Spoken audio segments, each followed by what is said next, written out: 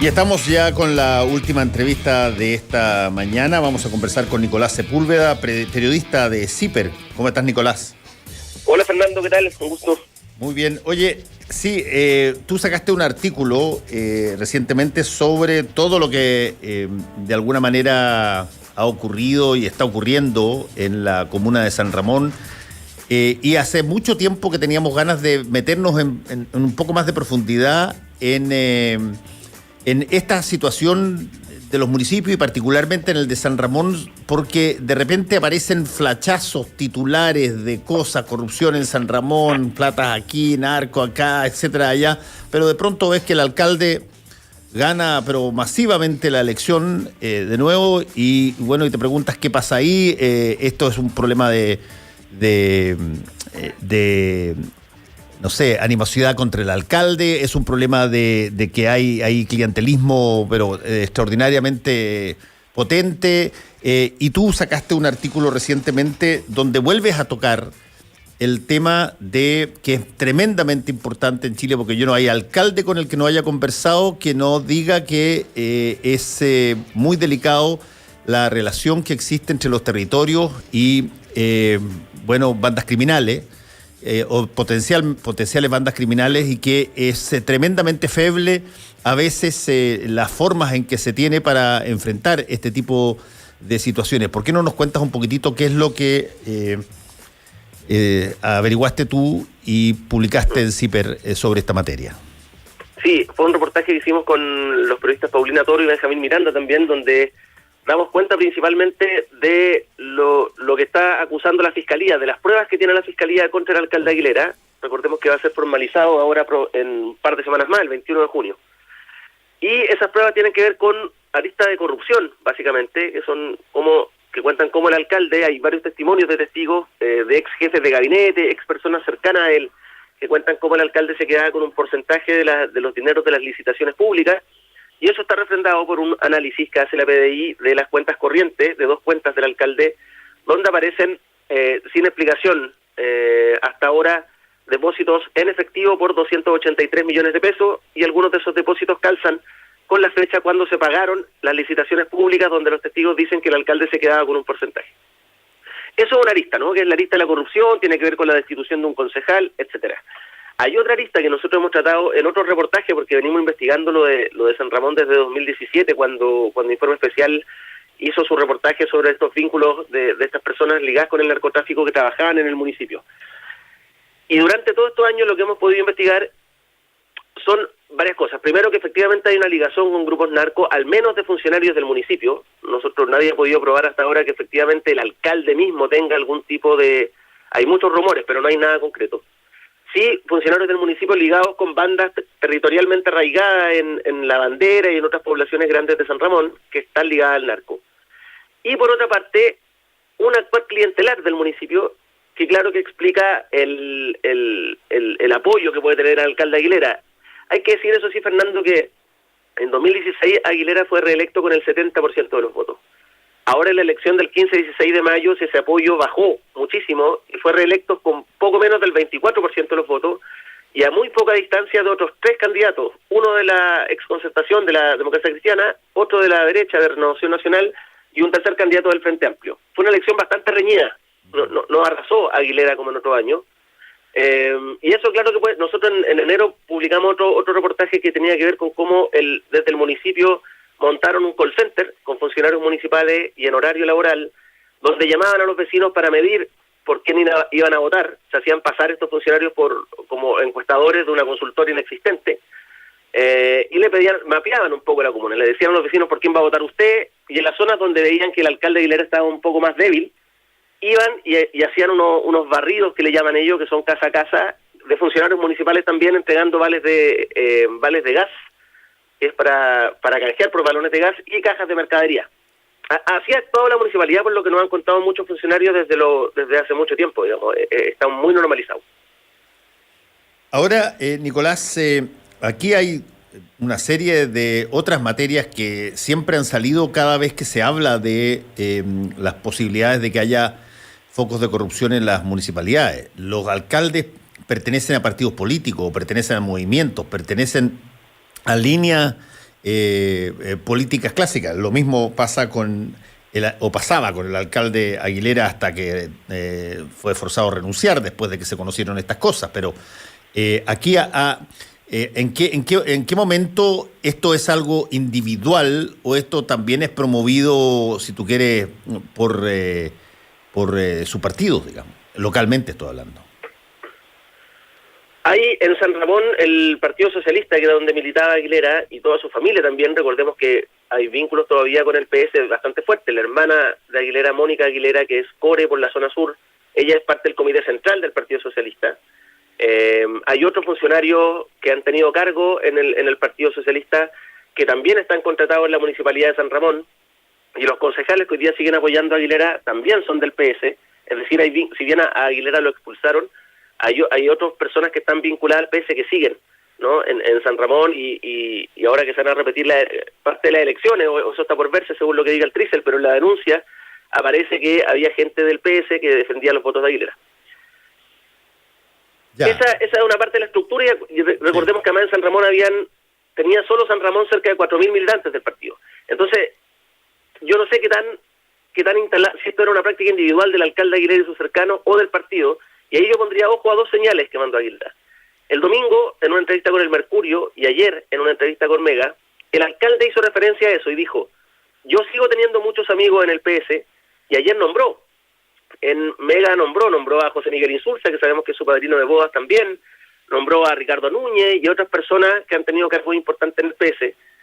A mí me dio la impresión que el alcalde lo que hacía con eso era mandar una señal, ¿no?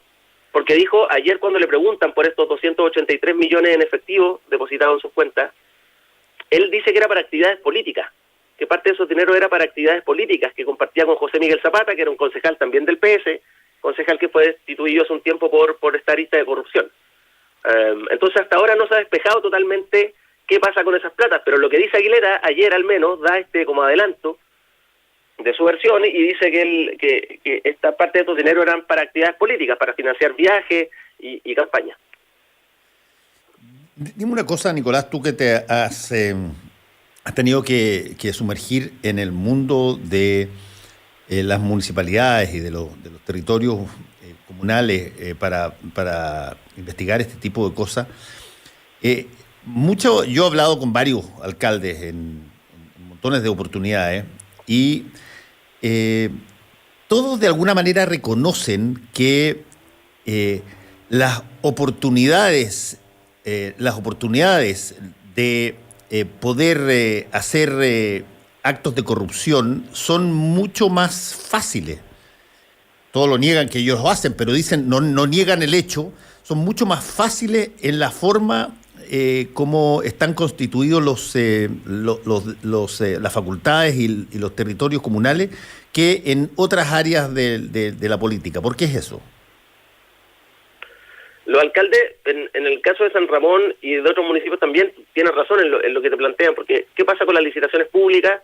Que hay dinero millonario. Recordemos que te voy a ejemplificar con un caso que justamente la Municipalidad de San Ramón se ganaron una licitación, o sea, lanzaron varias licitaciones que tenían que ver con mejoramientos de paseos peatonales y de un consultorio de la misma población La Bandera. Esa licitación se presentó una empresa que era de José Miguel Zapata, que era este concejal que yo te decía que fue destituido por corrupción, que además había ocupado un cargo en la gobernación regional, tenía un cargo de confianza del intendente en ese momento, que era Claudio Rego, y desde ahí venían los fondos que aprobaban esta licitación, que financiaban esta licitación municipal. Se la ganó la empresa de Zapata, que estaba a los dos lados del mostrador, digamos, estaba en el municipio, estaba como concejal, estaba también en el GORE, y era el dueño tras bambalinas de esta empresa. Por tanto, tenía contactos con la gente que era como el jurado que evaluaba y que define, ¿no?, técnicamente a quién se adjudica la licitación. Y eso pasó, viola, durante mucho tiempo, hasta que la Fiscalía comenzó hubo gente que habló ante la Fiscalía y que dijo que efectivamente esto era una corruptela, y que la gente había estado mojada. Incluso se acreditaron pagos a este jurado evaluador de la licitación desde la empresa de Zapata. Eso se puede hacer perfectamente en los municipios porque no hay contraparte, porque los municipios son los que definen quién gana las licitaciones, y hablamos de licitaciones que a veces son de 600 millones de pesos, de miles de millones de pesos. Y eso es una arista importante, creo yo, cuando cuando se plantea que es un discurso que está bien de moda y bien instalado, que hay que fortalecer los municipios, que hay que darle más poder, ¿no?, a esta organización, a estas organizaciones que son la pata más local y más territorial del Estado. Pero también lo que nosotros hemos visto también en CIPER, en muchas otras investigaciones, es que hay mucha corrupción en los municipios. Nosotros somos un equipo pequeño y no alcanzamos a investigar todas las denuncias que nos llegan, pero de verdad que nuestro correo está lleno de denuncias sobre corrupción en distintos municipios a lo largo de Chile. ¿Hay algo? Y la Contraloría es la encargada, por supuesto, de fiscalizar. En el caso de San Ramón son decenas las investigaciones de la Contraloría, pero cuando esto no se judicializa, queda en recomendaciones que la municipalidad tiene que implementar, tiene que hacer algunas modificaciones, pero no hay mucho más que eso, digamos. Ahora, Nicolás, estamos conversando con Nicolás Sepúlveda, periodista de CIPER, que encabezó la investigación sobre todo lo que está ocurriendo en San Ramón. Ahora, ¿hay algo entre todos estos movimientos que están pasando? La Convención Constitucional, por ejemplo, la más importante de todas. ¿Hay algo que tú crees o se discute que debiera estar presente, no sé si en la Constitución o en las legislaciones territoriales, que eventualmente pudiera hacer que sea más difícil o por lo menos menos fácil las oportunidades de corrupción en los municipios? ¿Qué es lo que tú sientes que está faltando ahí? Yo creo que tiene que ver fundamentalmente, es que la corrupción tiene varias patas también, pero en el lado de las licitaciones y el manejo de las platas comunales, yo creo que los alcaldes hoy día sí tienen mucho poder, porque ellos son los que nombran a los cargos de confianza en el municipio, y esos cargos de confianza a la vez son quienes componen estas mesas técnicas que definen quién se adjudica las licitaciones. Entonces, el poder discrecional que tienen ahí los alcaldes es muy, muy fuerte del manejo de esas platas. Entonces, eso por una parte, yo me imagino que esto va a avanzar y va a decantar hacia que efectivamente los municipios tengan más recursos incluso que los que tienen hoy día, porque es cierto que los municipios necesitan más recursos para resolver los problemas de los vecinos, más urgentes, los problemas de salud. Recordemos que la salud, una parte de la salud sigue en manos de los municipios, no todo lo que es la atención primaria de salud. La educación, que se empezó a desmunicipalizar, pero todavía ese proceso no termina, que empezó con el gobierno de Michelle Bachelet, y también todo lo que tiene que ver con paseos peatonales, con la infraestructura del municipio como tal. Si se va a fortalecer eso, se les va a entregar más recursos, yo creo que sí o sí tendría que haber una contraparte independiente que defina y que esté supervisando más directamente, porque la Contraloría lo hace ex post, que esté en la contraparte en el día a día de cómo se destinan esas platas. Pero otra parte de la corrupción tiene que ver también con el tema del narcotráfico y las bandas criminales. Sí. Si bien en San Ramón nosotros estuvimos leyendo el expediente, es bien extenso en el caso de la investigación sobre San Ramón. Si bien no hay nada probado respecto a los vínculos narcos de Aguilera, sí hay mucho testimonio, y en nuestra investigación también hemos hablado con muchos funcionarios que nos ratifican que efectivamente las bandas de narcotraficantes tenían presencia en la Municipalidad de San Ramón, y está lleno de testimonios de funcionarios que nos cuentan cómo ellos han visto como un funcionario a otro lo encañola con una pistola dentro del municipio. Eso ha pasado varias veces por amenaza, por ajustes de plata, etcétera, etcétera, ¿no? Entonces, eso no tiene que ver con las licitaciones, sino que tiene que ver con cómo se vincula políticamente el alcalde, o los alcaldes, o los movimientos políticos con los territorios. Porque ¿qué te dice la gente que es experta en temas de narcotráfico? Los narcos en los territorios se afincan, se arraigan dándole beneficio a los vecinos, ¿no? Entonces muchas veces ahí lo que hacen es suplir el rol del Estado, entonces pagan las cuentas de la luz, ayudan con la mercadería o ayudan con un familiar enfermo. ¿Cómo tú separas esa vinculación poderosa territorial que tiene el narco, que efectivamente puede apoyar mucho en una campaña política, si el narco con ese arraigo puede mover votos, ¿no? Y puede acarrear votos a votaciones, lo que cuentan en la investigación judicial y también los testimonios, con el PS en San Ramón. El poder de Aguilera en el Partido Socialista también tenía que ver con cómo era capaz de acarrear miles de votos en la comuna para las elecciones internas del PS y también para las elecciones electorales nacionales. Entonces, esa es una pregunta abierta, digamos. ¿Cómo se hace? ¿Cómo separamos el poder de arrastre que tiene el narco en los territorios?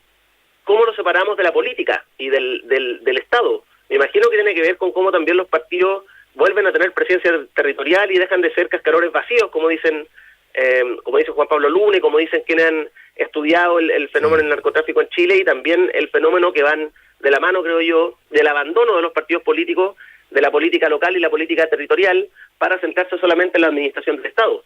Yo imagino que por esas dos vías tiene que ir esto de frenar la corrupción en los municipios, ¿no? Bueno, es interesante el punto porque una de las cosas que hacen las convenciones constitucionales es no solamente determinar cuáles son las instituciones que van a regir en el Estado, ver cómo se conforman, pero además les entregan facultades.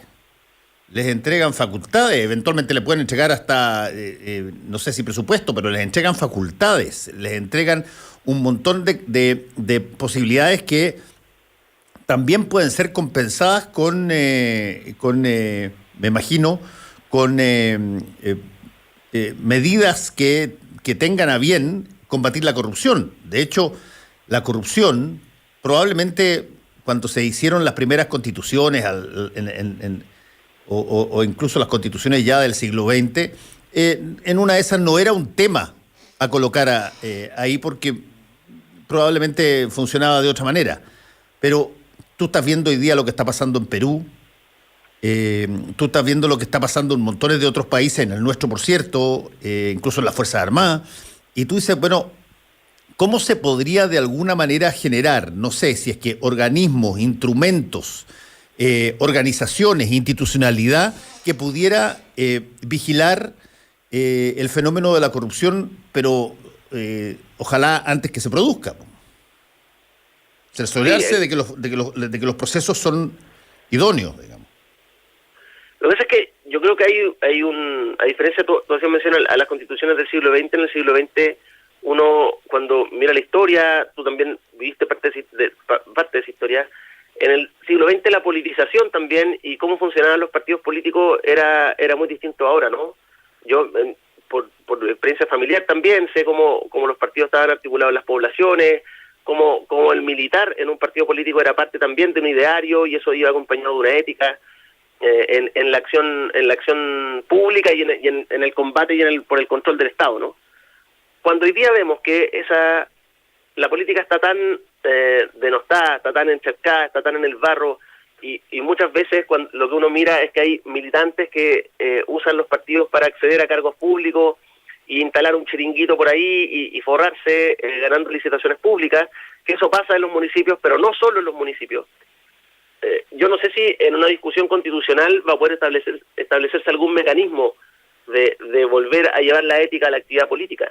Me imagino que tiene que ver también con cómo los partidos y los políticos vuelven a encantar y vuelven a hacer de la actividad política el rol relevante que tienen en la sociedad. ¿O qué va a pasar con los partidos también? Porque eso hoy día también está en discusión, ¿no? Si los partidos van a seguir siendo el vehículo de interpretación de lo que quieren las masas y de participación de las masas, tal vez va a avanzar hacia algo más de movimentista, asambleario. Hoy día yo creo que es muy relevante lo que está pasando con la organización territorial, con las asambleas de base, lo vimos en los resultados electorales. O puede pasar que de pronto haya un impulso hacia nosotros convertirnos un poco en una pequeña Suiza, digamos, en el sentido de tener capacidad de plebiscitar muchas más cosas preguntándole a las personas, digamos, que dejándoselas exclusivamente al arbitrio de la autoridad local. Ahora, ahí hay otro punto,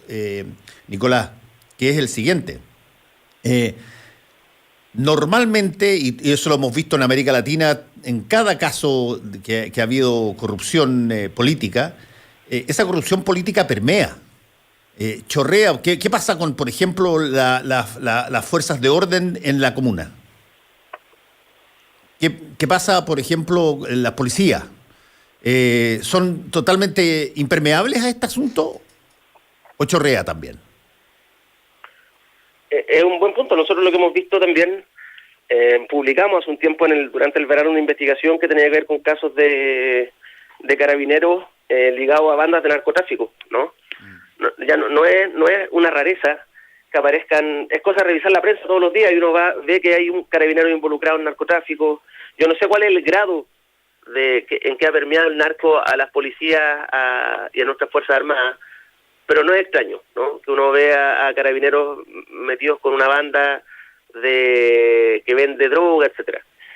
Me imagino, yo no soy experto en el tema, pero me imagino que tiene que ver también con el acceso al dinero, porque los sueldos de los suboficiales de más bajo rango no es muy alto, y efectivamente, y eso sí lo dicen todos los expertos en temas de narcotráfico, el negocio del narco sí es un vehículo de acceso muy rápido a harto dinero, un dinero que uno no accede trabajando normalmente o con las herramientas que puede tener un cabo, un carabinero o cualquier persona, o incluso un concejal, o incluso alguien que trabaja en un municipio y gana un sueldo muy bajo.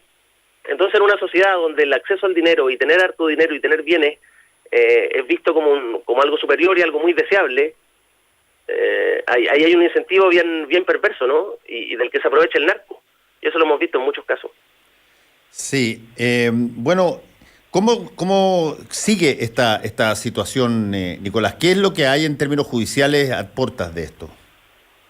Lo que viene ahora es la formalización del alcalde Aguilera. El 21 de junio va a ser formalizado por cohecho, enriquecimiento ilícito y lavado de activos. Y eso tiene que ver con lo que nosotros publicamos en un reportaje del viernes, que es estos depósitos en sus cuentas bancarias de 283 millones de pesos en efectivo. Parte de esos dineros yo te contaba que venían de lo que dice un informe de la PDI, que calza con los pagos de estas licitaciones de la Municipalidad de San Ramón. Entonces la Municipalidad de San Ramón está en una línea de tiempo, eso. Le pagaba a la empresa del concejal Zapata y un día después ese dinero se iba a una cuenta de Zapata y a una cuenta de Aguilera. Va a ser formalizado por esos antecedentes y también por testimonios de ex cercanos suyos. Hay al menos 4 testimonios de ex jefes de gabinete, ex asesores muy cercanos del alcalde, que cuentan cómo hablan del diezmo, cómo el alcalde y sus cercanos se quedan con el diezmo de la licitación. Y además por la compra de una casa, que el alcalde Aguilera en 2016 se compró una casa en La Reina de casi 400 millones de pesos. De esos 400 millones pagó 117 millones en efectivo. Él ahí ha entregado algunas respuestas que están bien cuestionadas también, pero va a ser formalizada por todos estos hechos. Va a ser formalizado junto a Daniel García, que es un ex jefe de gabinete que declaró contra él y contra ex personas del municipio. Eso es la arista judicial, porque además en la arista política se está definiendo si se tiene que repetir o no la elección en el 25% de las mesas de San Ramón, y eso va a poner en cuestionamiento si el alcalde finalmente va a ser reelecto nuevamente o no. Y también hay otros procesos, hay uno en el TER regional, donde 3 concejales solicitaron la destitución del alcalde Aguilera, y en paralelo hay otras investigaciones de la Contraloría, entre ellas una que se abrió después que nosotros publicamos el reportaje del call center, respecto a cómo se usan los fondos municipales, y si es efectivo que los funcionarios, buena parte de ellos, han estado dedicados a la campaña política más que a la gestión del municipio como tal en el último tiempo.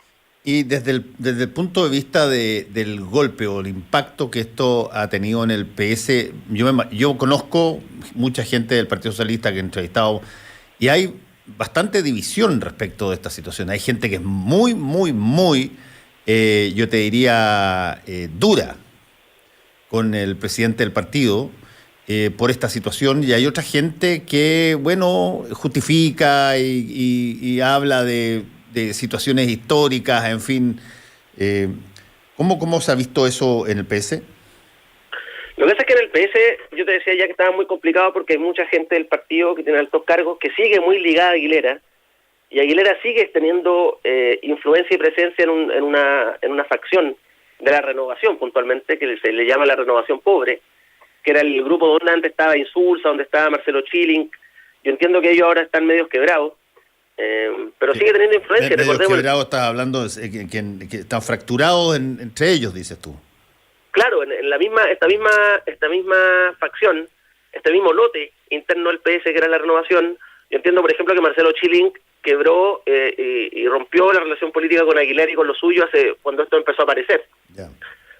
Pero siguen teniendo influencia. De hecho, el propio Elizalde, que es el presidente del Partido Socialista, recordemos que su licencia de conducir, por ejemplo, la sacó en la comuna de San Ramón y como dirección entregó una de las casas a una de las personas que estaba ligada al narcotráfico, que era parte de la trenza narco en San Ramón.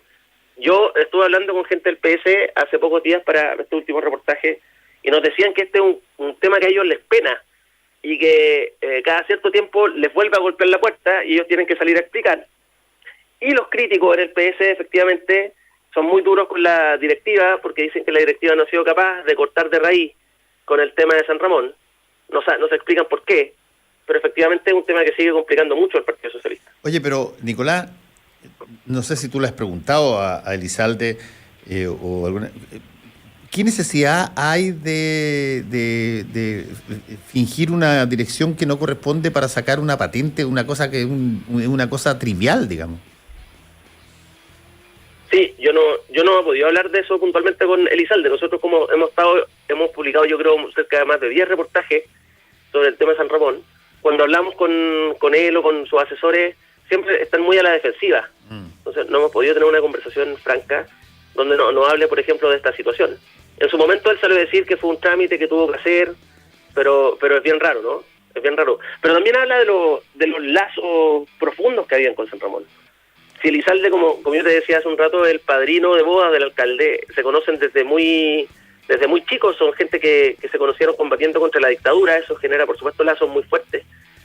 Incluso Insulza manejó el auto de Aguilera cuando se fue a casar durante los años 90, ¿no? Habían amistades de por medio, relaciones políticas, y por lo que dice el alcalde Aguilera ahora, también habían temas de plata, ¿no? Que eso nadie lo ha querido clarificar mucho.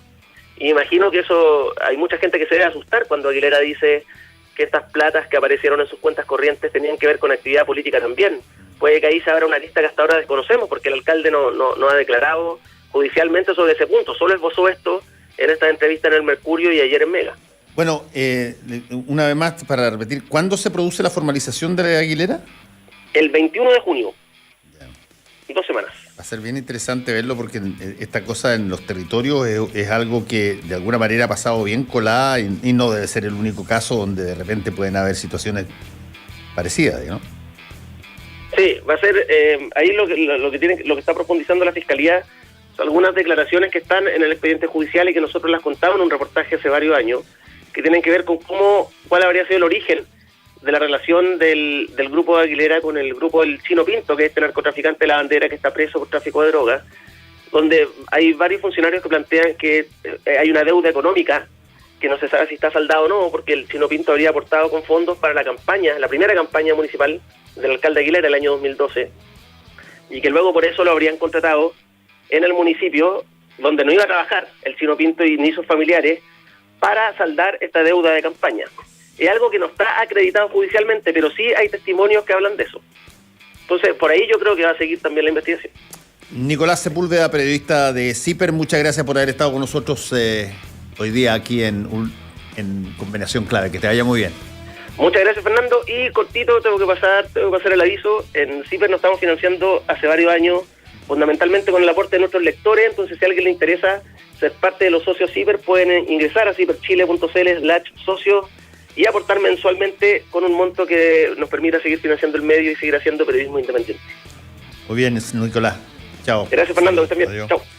Y a todos ustedes tengan buen día. Chao, chao.